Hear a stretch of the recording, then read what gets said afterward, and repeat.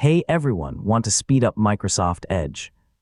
If your browser feels slow, takes too long to load websites, or uses too many system resources, there are several simple ways to improve its performance.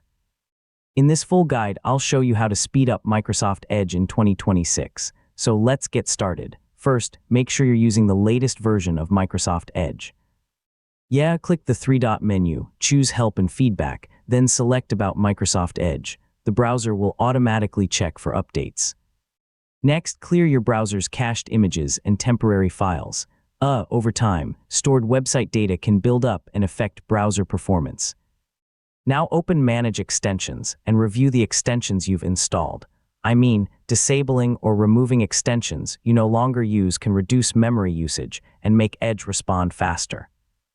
Go to Settings, then System and Performance, and turn on features like sleeping tabs and efficiency mode if they're available.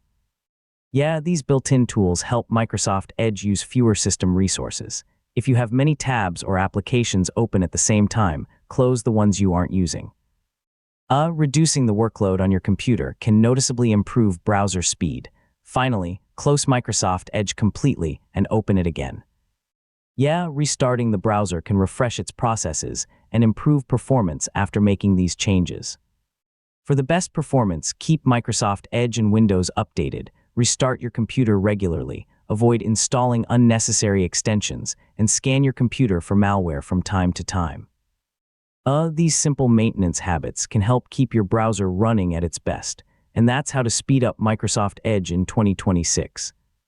Whether you're browsing the web, streaming videos, or working online, these simple optimization tips can help make your browser faster and more responsive.